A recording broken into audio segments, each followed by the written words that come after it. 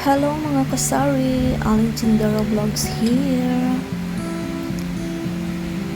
So for today's video guys, mag-unboxing ako ng parcel from... Actually, itong parcel na to is isang album. Album ng isang sikat na Korean artist. Actually, ito ay hindi din naman sa akin. Sa daughter ko to na adik siya talaga sa mga Korean. Then, panoorin nyo lang guys.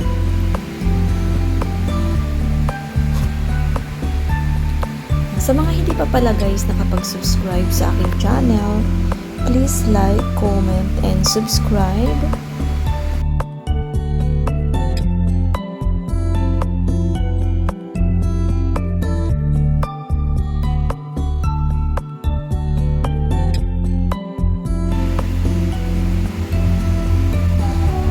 So, ayan, doble-doble ang kanyang balot.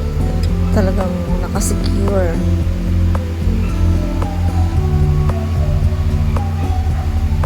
So, unang balot. So, may isa pang balot ulit. So, eto na guys, yung album. So, ayan, tada!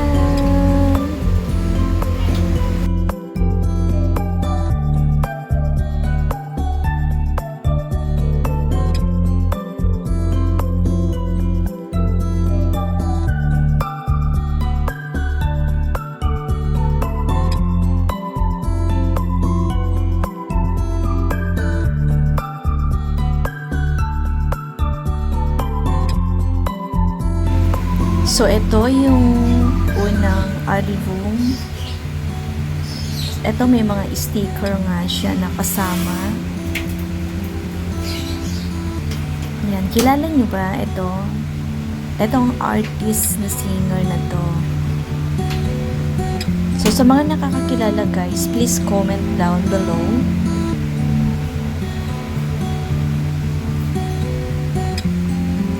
Actually, nung high school pa siya, talagang favorite artist niya yan.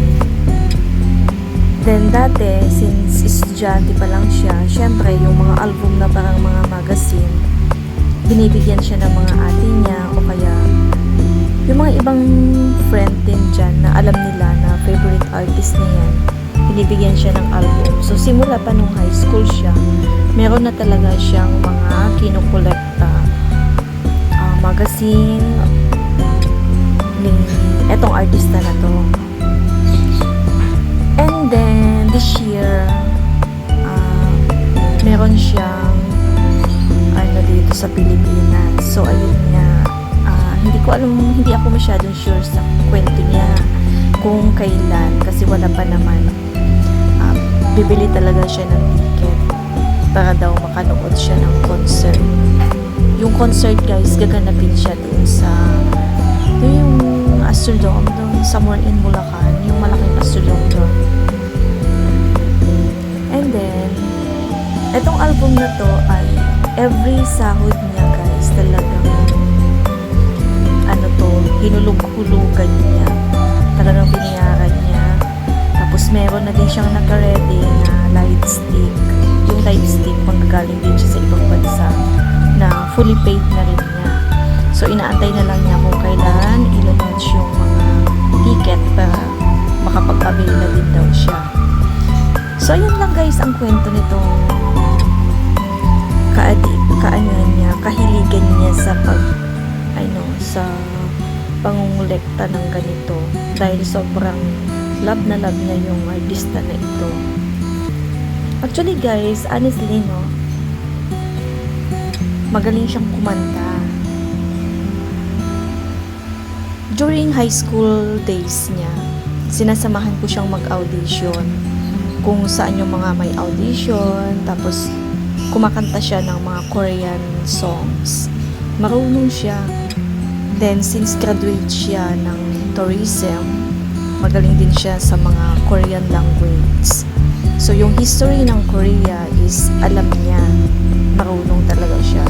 Nag-search na din siya yung mga history, yung tungkol sa kung ano ang mga meron doon sa Korea. hanggang ngayon ay nadala-dala pa niya. So ngayon na may work na siya, ay ayan ang pinagkakaabalahan niya ngayon. So ayun lang guys, i-share ko lang yung about dito para hindi kayo nagtataka bakit kailangan maulanta ng album na to. Then thank you guys sa mga manonood nito. Then pagpatuloy niyo lang po ang panonood hanggang sa matapos ito.